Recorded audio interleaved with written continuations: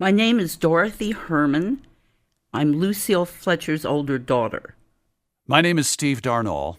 I'm a radio historian and the host of 2 weekly radio shows devoted to that period known as the Golden Age of radio. Radio was very important to me. I used to listen to it all the time. And so as a child, I listened to The Shadow. Who knows what evil lurks in the hearts of men? I listened to Inner Sanctum, which just it shivers up and down my spine. Good evening, friends of the Inner Sanctum. This is your host to welcome you in through the squeaking door to another half hour of horror. Suspense was an anthology show that ran on CBS radio from 1942 until the very end of the Golden Age of radio in the fall of 1962. I think the narrator of Suspense very early on in the show's run said it was about presenting a precarious situation and then withholding the solution until the last possible moment. And so it is with Sorry, Wrong Number and the performance of Agnes Moorehead. We again hope to keep you in suspense. And so the story begins with the main character, Mrs. Elbert Stevenson, trying to reach her husband on the telephone. She's an invalid, so she can't leave her bedroom. Your call, please. Operator, I've been dialing Murray Hill 70093 now for the last 3/4 of an hour, and the line is always busy. I don't see how it could be busy that long. Will you try it for me, please?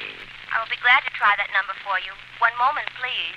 And she overhears 2 gentlemen plotting this murder on the telephone. Our client wishes it to look like simple robbery. Now, don't worry. Everything is going to be okay. All right, then. Be sure to... Oh, how awful, how unspeakably awful. And the entire show is based around the hysteria of the main character. These 2 men, they were cold-blooded fiends, and they were going to murder somebody, some poor innocent woman who was all alone in a house near a bridge, and we've got to stop them. We've got to. What number were you calling, please? Well, that doesn't matter. This was a wrong number, and you dialed it for me, and we've got to find out what it was immediately. What number did you call? Oh, why are you so stupid? Lucille Fletcher, who wrote the script, wrote Mrs. Stevenson as, frankly, not a terribly likable woman. My mother came from a working-class family in Brooklyn, and she won a scholarship to Vassar College. And as a poor scholarship student, she felt that these very rich girls who came to school in their limousines, she felt that they snubbed her. And to make matters worse, she had a boyfriend who was an upper-class young man who was studying at Dartmouth, and he had a mother who was very much like Mrs. Stevenson, and she looked down on my mother, and this made my mother very miserable. So I think that she was taking a revenge on a lot of people in her radio play. Now, I want to trace that call. It's my civic duty, it's your civic duty to trace that call and apprehend those dangerous killers, and if you won't... I will connect you with the chief operator. Please.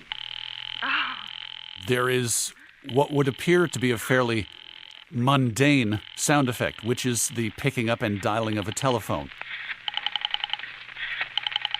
The sound people, they had to perform their tasks by listening to Agnes Moorehead. Oh, dear. And as she got increasingly agitated and panicked, they had to change the manner in which they picked up and dialed the telephone. Oh, where is she? Why doesn't she answer? Mrs. Stevenson becomes aware that the murder she overheard being plotted is her own murder. And so by the end of the story, when she's in an absolute state of terror, you can hear that in the way the phone is being dialed. I can hear him. Oh, I can hear him. He's coming nearer. When she's attacked in her bedroom, Agnes Moorehead screams.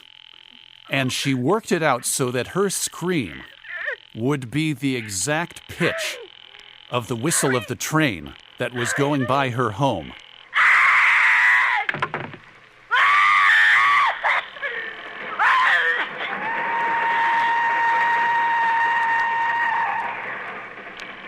I think it was one of the first times that someone had the audacity to go on radio, this national network, and present a story in which the killers get away.